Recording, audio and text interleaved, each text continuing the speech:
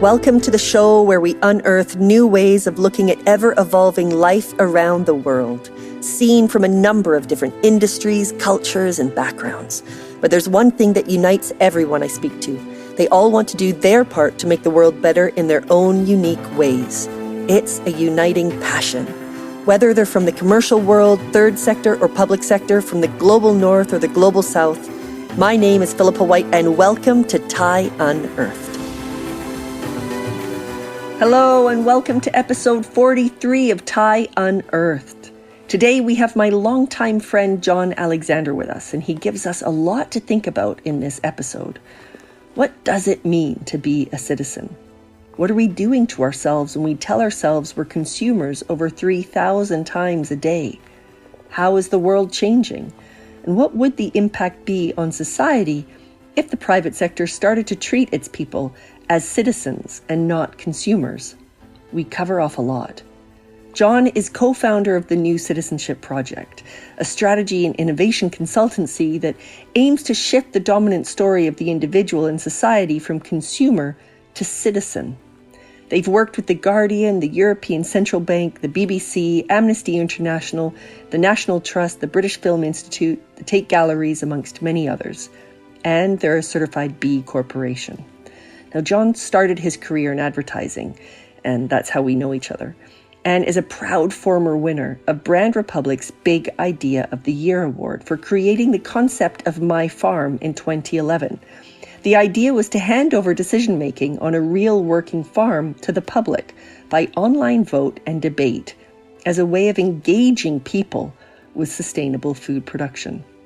Jon holds 3 master's degrees in disciplines spanning humanities and business and is very active politically and publicly, having presented at various events and forums, including TEDx. His May 10th, 2020 essay on Medium, which analysed the British government's response to COVID-19 through the lens of citizen versus consumer, went viral. And so far, 650,000 people have read it, probably more by the time this goes out. Jon will leave you with lots to think about. So throw on those running shoes or grab that favorite beverage, and here's Jon. Jon, it is absolutely wonderful to have you with us today. Thank you for joining us. Thank you for having me. Tell me, for our listeners, where are you sitting right now? Where are you? I am sitting in my living room at home. I am looking out at grey skies, but feeling very optimistic. So it's all good. That's good. And you're saying you're at home. Where are you? I know where you are because we went for a walk. But just for our listeners, where are you in the world? So I'm in the leafy surrounds of Sevenoaks in Kent, just outside of London. Oh, it was so nice when we met up just actually a month ago, I guess it was, and went for a wonderful walk in, what is it, Knoll? Yeah, Knoll Park. It's this is the joy of Sevenoaks. We moved out of town 6 months or so before the pandemic, and basically, if you designed an algorithm, it would be to maximise the number of trees for the minimum distance from the centre of London. It's pretty special. It is very special. Yeah, it was definitely a highlight for sure. Now, Jon, tell our listeners a little bit about you. I'm so excited for this conversation. Obviously, the intro, I will have explained a little bit more about what we're going to be covering off today, but it's a fascinating area, something that you've obviously been involved with for a very long time. It speaks to your soul. Before we get into all of that exciting stuff, bring you to life for our listeners. Tell us a little bit about you. So I started my career working in the advertising industry for nearly a decade, which is where we first met, I think. It is. Many moons ago. And I guess I sort of fell into that industry really, having my only previous dream had always been to be an Olympic athlete. And I sort of fell into the advertising industry really wanting to, I guess, do something creative, something that would sort of contribute to the world in some way. And it's interesting, I think, to note that it was a couple of years before I started my career that the Twin Towers came down, the World Trade Center came down, and there was that sort of that moment when the leaders of the free world came out and said, right, citizens of the world, kind of go shopping, really, like go and consume, go and contribute, go and show that we're not bowed. I think at a pretty deep level that had an impact on me. I think I went into the advertising industry really believing that I was doing the good work, as it were. And yeah, from that moment on, I started pretty early on asking deeper and deeper questions about what the role of the advertising industry, what the role of what I've come to think of as the consumer story. The right thing to do, I think, which is how I come to understand the consumer story, the right thing to do is to sort of look out for number one, get the best deal for yourself. I think that was something I kind of bought into at the beginning, and then increasingly was asking questions as to what is this all about? Does this really add up with all the things that I care most about, and with the things that I believe about humanity and that I think are possible for us? And it was that journey of inquiry, the journey of asking questions, that led me to this moment really of realization, where I was going, well, what are we really doing to ourselves when we tell ourselves we're consumers 3,000 odd times a day, when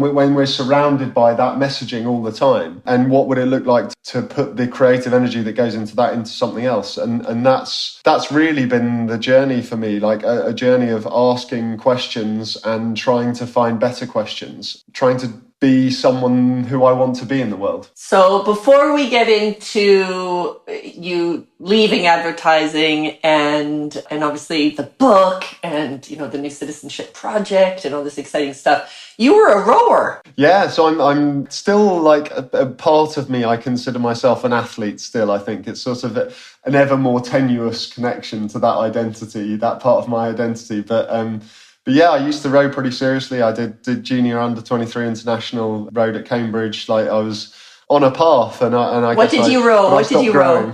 Huh? What was your boat? So I rowed everything, 8 single sculls, everything in between. Okay. So I never quite made the blue boat, never quite made the boat race crew, but I was in the Goldie crew for the Cambridge Reserve crew a couple of times. Wow. I don't know if you know, I used to row as well for my province. I don't think we knew that about each other, but I just read your bio and you were a rower and you rowed for Great Britain?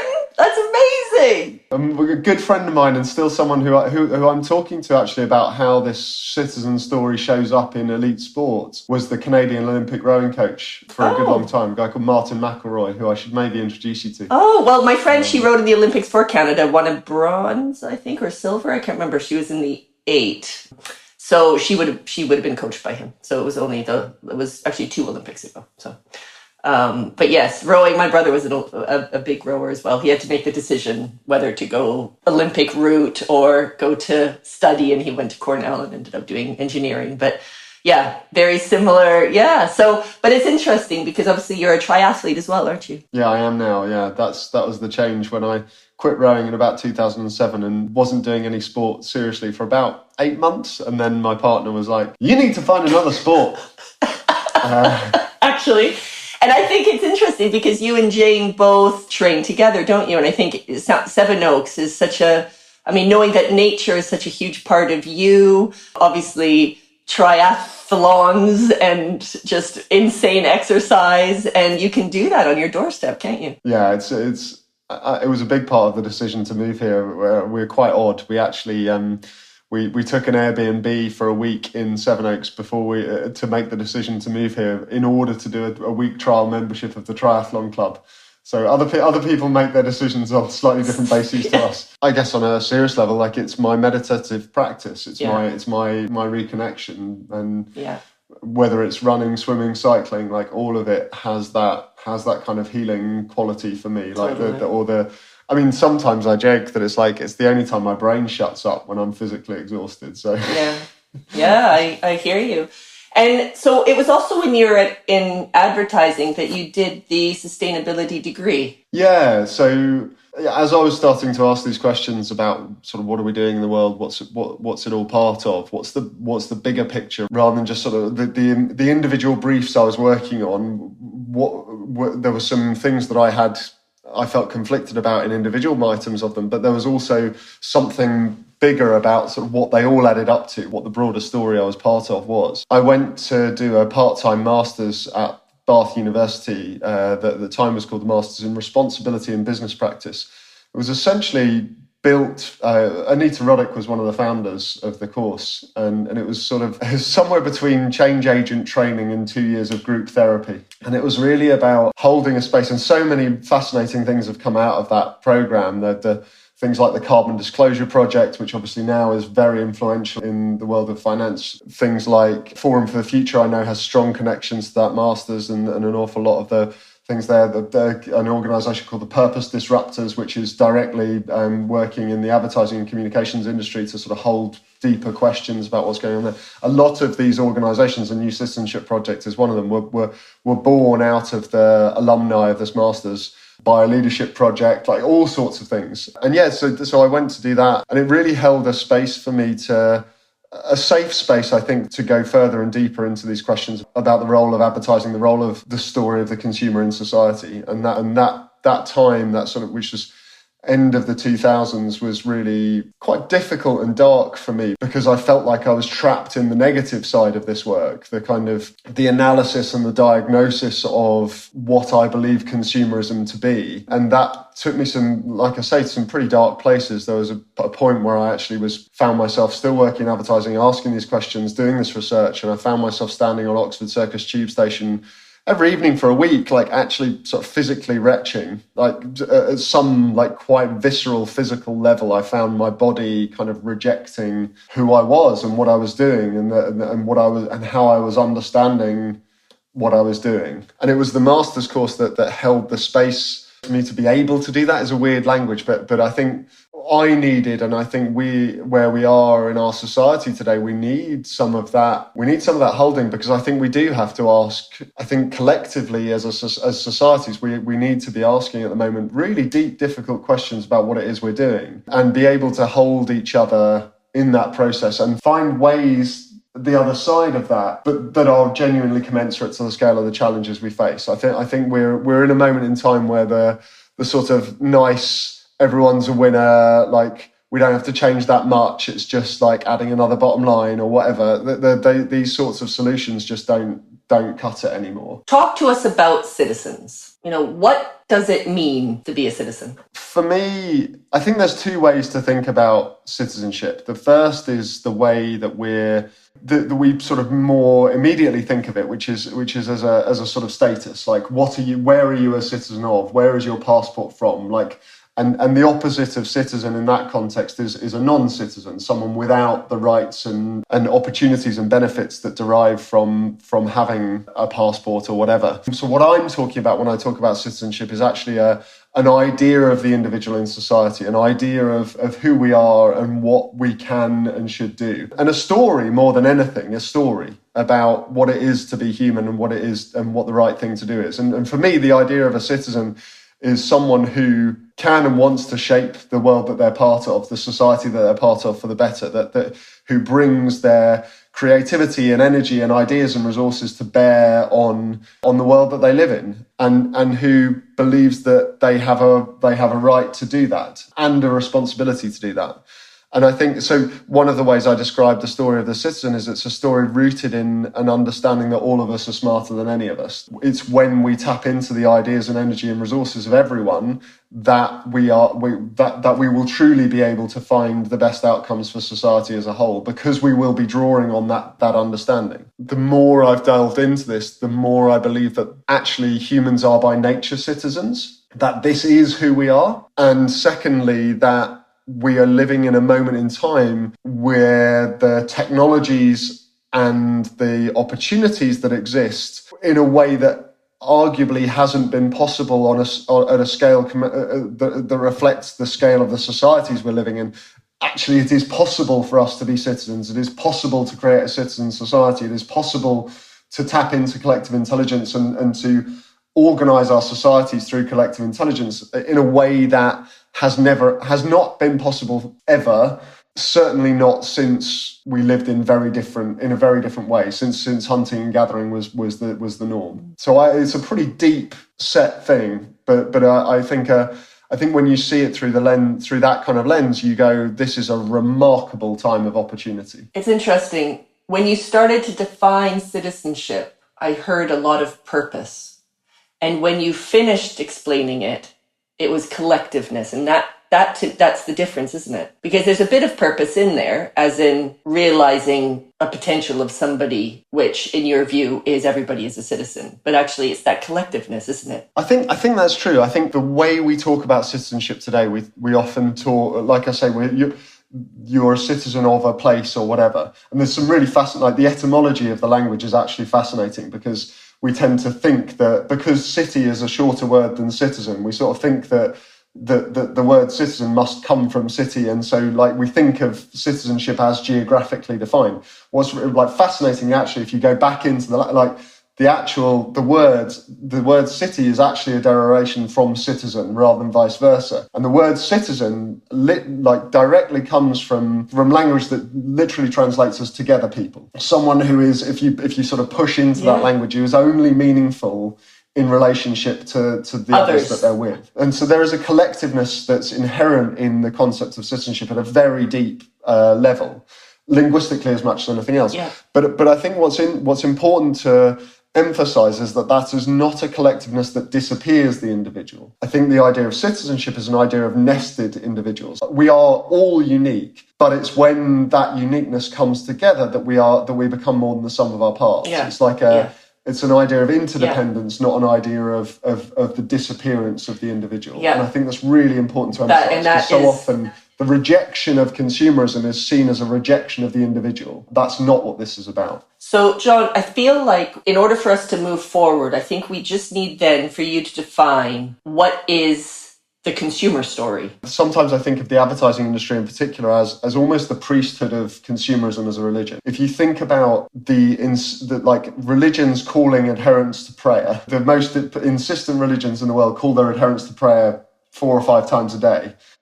Consumerism, the message that you are a consumer, the communications with the underlying message you are a consumer, the implicit message you're a consumer.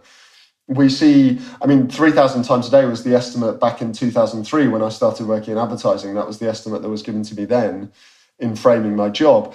Today, the estimates are anywhere between 4,000 and 10,000, depending on the ethnographic research on the particular peer-reviewed study that you look at. Daniel Kahneman won the Nobel Prize in 2008 or whatever for understanding unconscious processing and system 2 thinking and all that stuff. This is the biggest nudge in the world. That level that I'm talking about, low involvement processing, as Robert Heath talked about in the advertising industry, it's like actually the underlying thing is this constant background conditioning that says you're a consumer. And so to your question, what's the consumer story?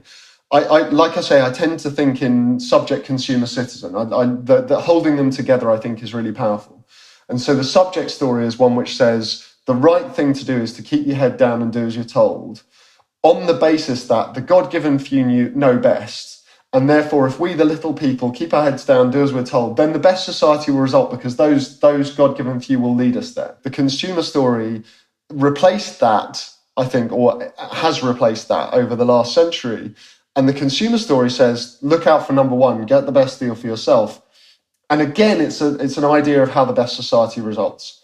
And the consumer story is an argument that the best society will result when we aggregate the individual pursuit of self-interest to the whole. The individual self-interest adds up to collective self-interest. Milton Friedman basically said it in business language, right? Like the social responsibility of business is to maximize its profits. That is an expression of arguably the most direct expression of the consumer story. Yeah. It's Orwellian when you actually stop and think about it, right? Like selfishness is selflessness. Yeah. It's properly like doublespeak. But that is the hypothesis, I think. Okay. And so when I talk about subject, consumer, citizen, I'm talking about those 3 stories. Yeah. I'm talking about a story that keep your head down, do as you're told, because that's best. No. Okay. Pursue self-interest because that will lead to the best. No. Okay. So what might we step into now as our kind of new hypothesis, as it were, of what will lead to the best outcome for society as a whole? And this is where this conversation gets interesting, because the traditional models of capitalism and socialism, they're old.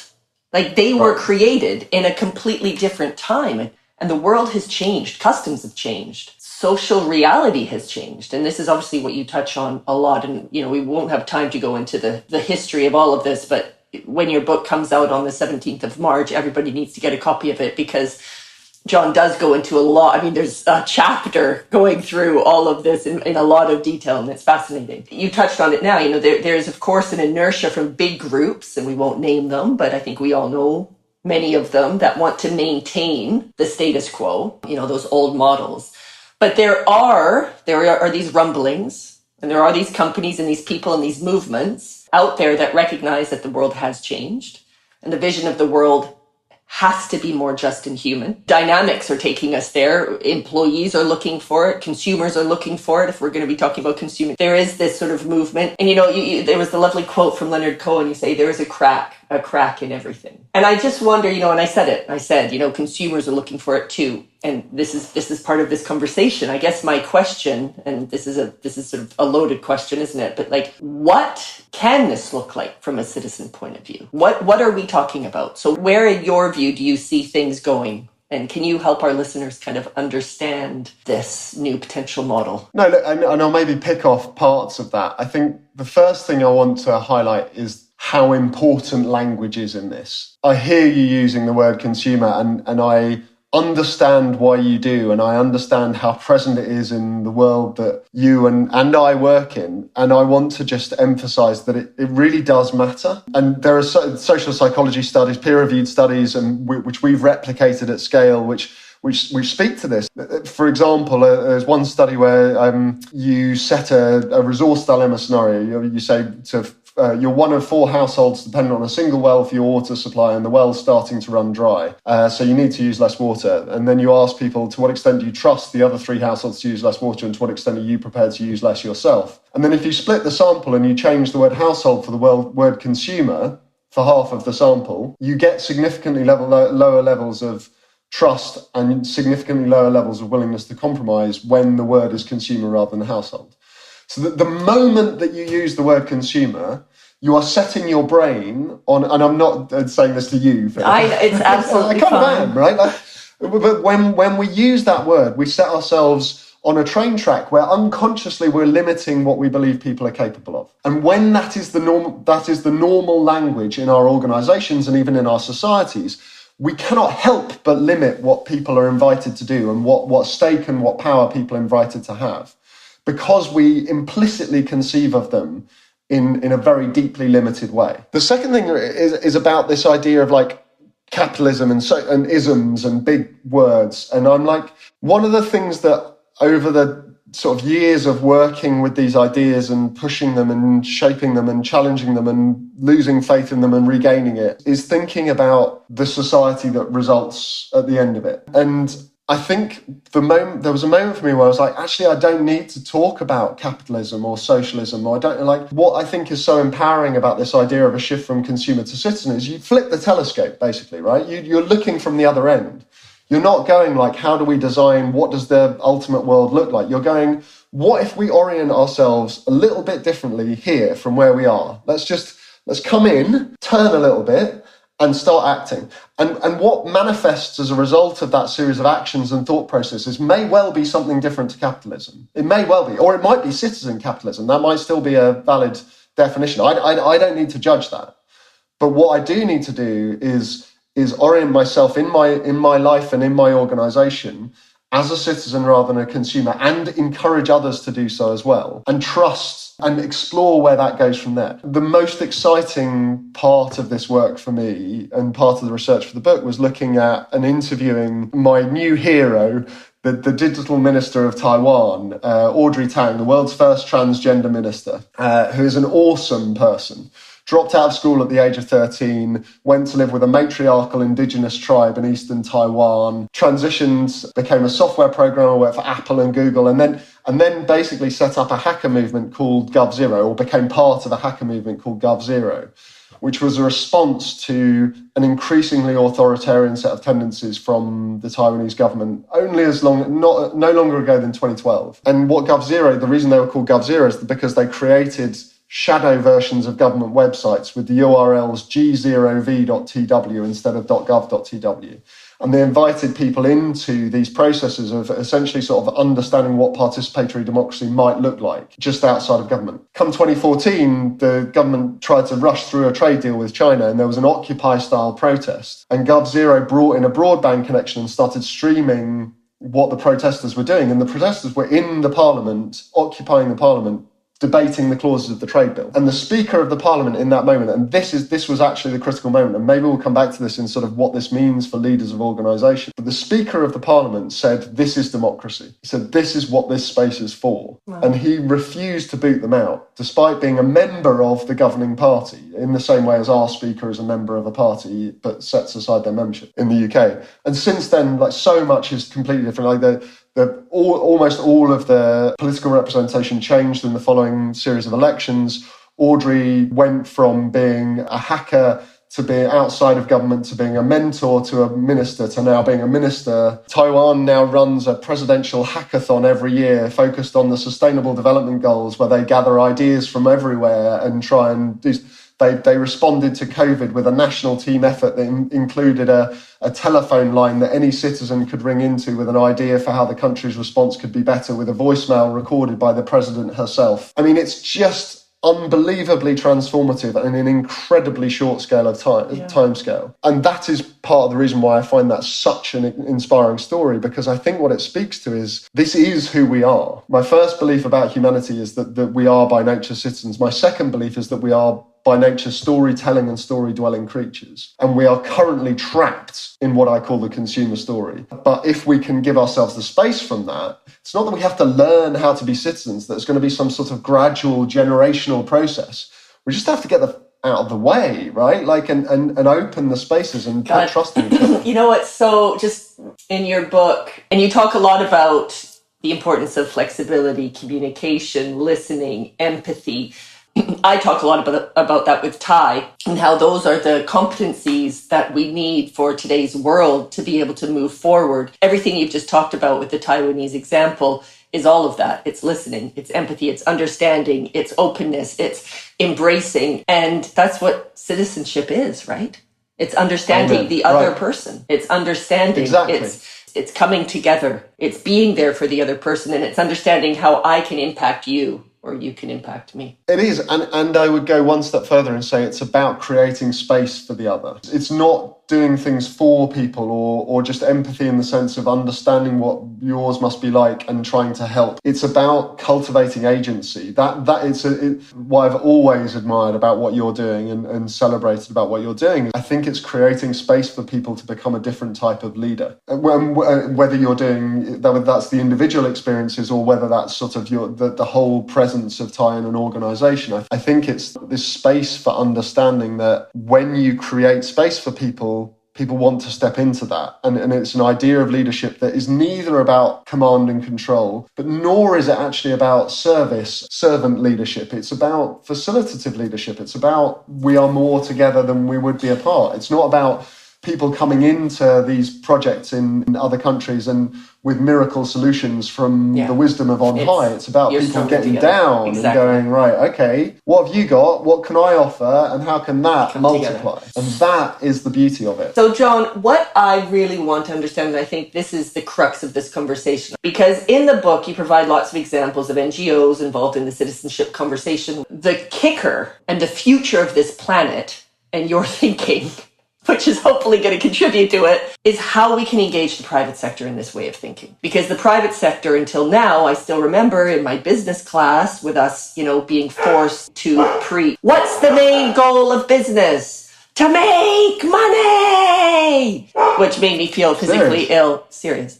I would really like to understand, knowing, we are talking about shared value, we're talking about purpose, we're talking about the ESGs, we're talking about all these things. Talk to us about how the private sector can engage in this, and what does this look like? I appreciate the challenge. I slightly defend myself against some of the of your characterization, actually, because the chapter on business in the book is just as long as the chapter on NGOs. And actually, I think the consumer mentality has showed up in has co-opted the NGO world, the charity world, arguably even more than the business world in a lot of ways. Like the idea that people are either donors or beneficiaries, the idea that people sort of get benefits for joining a charity or whatever. Like, I know that that's not where we're going, but I did just want to make that point that like the consumer story has showed up and co-opted that world just as much as any other, and has co-opted government as well. Yeah, true. But to really zoom in on business, which I think is the sort of real nub of the question and of this of the opportunity with this audience. I think what I would say is that it's the same. Businesses will thrive if they tap into the ideas and energy and resources of everyone, whether that's their employees or their customers, than if they don't. You're looking at the most underutilized resource base that you could possibly imagine. I mean, to take a couple of examples, and I think it does apply both to employees and beyond, and to other stakeholder groups as well. I think you can apply it everywhere. What if we think of our employees as citizens of our organisation, with the idea who can and want to contribute their ideas, energy, and resources to shaping this organisation for the better, rather than seeing them as consumers of jobs. If you get in, and if you go to that mindset, then so many things open up. I mean, I think employee activism becomes completely reframed, for example. So at the moment, there's this thing about McKinsey's 11 employees sending a letter saying we need to think about our role in relation to fossil fuel companies. That's now been signed by 2,000 of McKinsey's consultants or something, and it's causing disruption.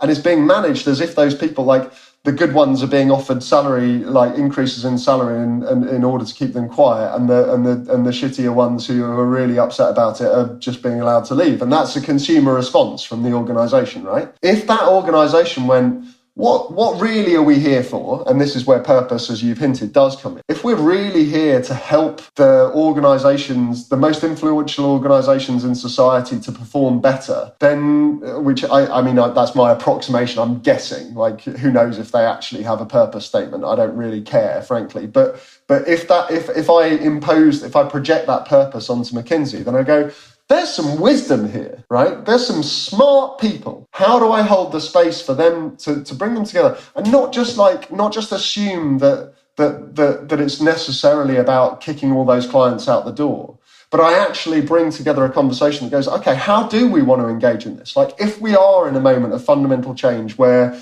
the world has to get beyond fossil fuels, how do we, as an organisation, as a collective, with different perspectives and ideas and intelligences, understand what role we might play in that? And I bet they would get to something way smarter than they're currently doing, and would find some tools and ways of working that would make them invaluable advisors to those to organisations of all shapes and sizes. So that's like like a thought experiment of that. Similarly but then the customer side of things as well, and this is something I talk about a lot in the book, like with examples from Brewdog and Tortoise Media. Brewdog is a great example. And Technology Will Save Us, and Yup, and like so many really fascinating organisations that are going, hang on a minute, like we're tapping into one kind of value that people can contribute, financial, like a minimal transactional relationship. And just to illustrate the power of this, and actually to go back to the NGO challenge that you gave, I think probably the single most commercially impactful case study that New Citizenship has ever had has been its involvement with the National Trust. Oh, I was hoping you were going to bring up the National Trust. I love this example. Yes. But you're like, so this is, I mean, yes, it's an NGO, technically. Not technically, it is a charity. But it's a $500 million turnover organisation, right? This is a beast. And yet this organisation, and in the work we were doing with them, you basically were standing at a point where if they treated people as consumers of days out, the value that they were harnessing from that group was minimal. Like, I mean, it was decent, and it kept them going, and it was in a pattern. But ultimately, you're feeding a beast, and you're creating expectations, and when you switch that relationship to say, what if we saw those people as participants in the purpose of this organisation? What if we see people not as consumers of days out, but as people who really care about special places, people who understand the need for beauty in the world and want to champion that alongside us, not just be served by us with gloss finished days out? Then you get to a place where you start tapping into their, like I said, I mean, I keep using this phrase, ideas, energy and resources, but you go like, how can we show the work of conservation, not hide it behind closed doors? How can we give people opportunities to kind of micro-volunteer in that? How can we, and when you do those sorts of things, my favourite example of our work was moving from a campaign that was going to be called Get Outdoors with the National Trust and try and sell outdoor days out to consumers, to a campaign that was called 50 Things to Do Before 11 3/4, that was about connecting children and nature by crowdsourcing lists of the things of the experiences every young person should have. That campaign alone has been infinitely the most successful marketing campaign in the National Trust's history by any commercial or other measure. When you make that shift in relationship, you go way beyond the transaction and into something that builds loyalty and emotional connection and this right, and then you're going, this is an infinitely more valuable relationship, and this is why Brewdog has had some travails in recent years. It's a UK brewery. They started up only in about 2007. It's been one of the fastest growing companies in the UK and now worldwide over recent years, and effectively invented equity crowdfunding, among other things. Before any of the platforms that now existed, they'd sold the stake in the company to their customers. They talk about being on a mission to make everyone as passionate about craft beer as we are. They open source their recipes, sell brew at home kits, the sorts of things that you would never do if you were trying to maximize transactional sales of beer. But if you're trying to involve people in a movement around craft beer, you come to a different set of ideas. So there's obviously, like you say, there's way more you could talk about. But I think that the critical flip is this notion of going, what if we see people, whether it's employees or customers, as participants in what we're doing, not just consumers of our products? I want to talk about Unilever briefly, because this is a really profound experience in my life. And I think they're in difficult times at the moment, with pressure from shareholders and sort of old school shareholder language coming back. And what I would be encouraging them to do is to really lean into it, to really go, no, double down. We're going to, they've talked about purpose, but they've never gone further into let's create a different relationship with our customers. And if they did that, they would really unlock the financial value that purpose makes possible. One of the things I say in the book is purpose for business is necessary but not sufficient. You need a purpose in order to be able to unlock participation, but a purpose only allows that value to be created. It doesn't create it directly. Well, we're coming to the end of the podcast, but I just wanted to ask you, is there anything else that you'd like to say that I haven't asked you? The place I try to end the book is, I know you've talked to some really fascinating people. You talk to leaders in many different organizations and spaces. And I guess it leaves me wanting to say two things. And I also know that much of your audience is in the advertising industry. And I guess I've been pretty down on that space. What I'd want to leave with is two things, really. The first is that I think there is good work to be done from those places. And I think the idea of marketing needs to change. But just as much as anywhere, it needs to start with an idea of people as citizens, not consumers. And if you do that, I think advertising itself changes. It might not be marketing anymore. It might be foruming, right? It's like, I don't know, what's the language that we use if we're inviting people into their agency and into the space? I think that it's not a simplistic advertising is evil story. It's gone deeper and through that and out the other side to go actually this is a societal scale story that we have to work on from everywhere. But I do think that advertising has to face into it, because advertising is more directly guilty of perpetrating and perpetuating this story than any other industry. And so while there is good work to be done from within it, there is seriously direct and much deeper negative impact than almost any other industry, I believe, at the moment. And the second thing I'd want to leave you with is what it means to be a leader in this moment in time and what it means to lead. And where I end the book is this idea of being an anti-hero. And I love, yes, and I didn't, that was one thing I did actually want to talk about and I didn't touch on it. I love that thought. I actually think, to your thing, there are lots of people and organizations wanting to face into this moment in time. And yet I think the barrier is the deepest psychological barrier, I think, and therefore the deepest barrier is actually this idea that we have to know. We have to know the answer. We have that if you're a CEO, that you have to be the hero, you have to have all the answers. And actually that perceived need actually stops people from being able to ask the questions in the first place, and therefore makes them put their fingers in their ears and pretend that this stuff isn't happening. And so when I talk about being an anti-hero, I think it's about saying, I say in the book, I'm about to turn 40, I'm white, 6 foot, I pass in this world. But the role that I need to play is not one of having the answers. It's one of going, let's open the doors, guys. I have this thing that I've been challenging myself to do as much as I can, of yes, go into these spaces and places and institutions and establishments, but then open the door and bring others in and go, like, look at what we could do, rather than go in and because people are looking to me, and I'm really conscious of holding this as I put this book into the world that I do believe has some useful answers, not making myself be the carrier of answers, but practicing what I preach and trying to go, no, let's open this up. We need more wisdoms in this space. Yeah, I think that idea of leader as anti-hero is one that I would like to leave this on, just as I left the book on.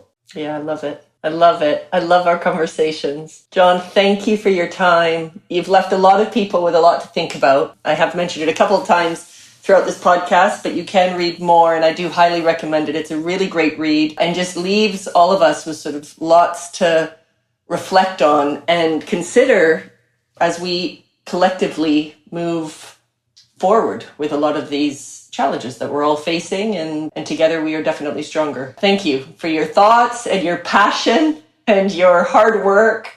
And I'm just excited to follow the journey once this gets out there. And obviously, I think people can order sort of a copy, even though it hasn't been launched yet. So yeah, pre-orders are live. Canberra Press, and which is my publisher, but also all outlets. You can pre-order if you want.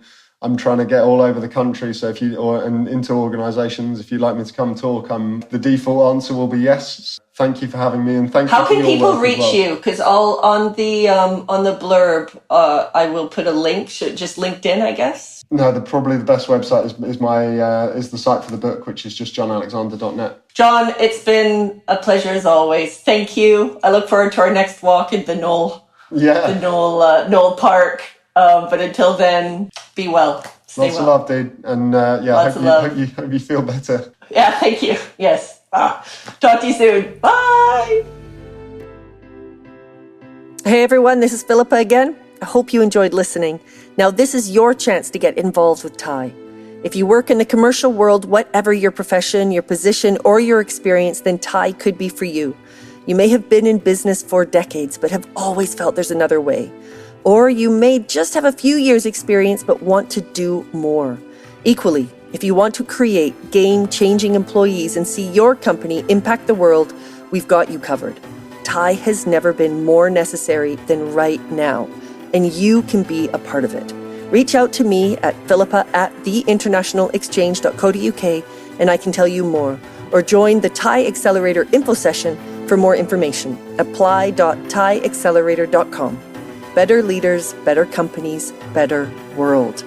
I'm your host, Philippa White. This podcast has been co-produced by Berna Vieira and me, music by Berna Vieira, and artwork by Kelps Vahais.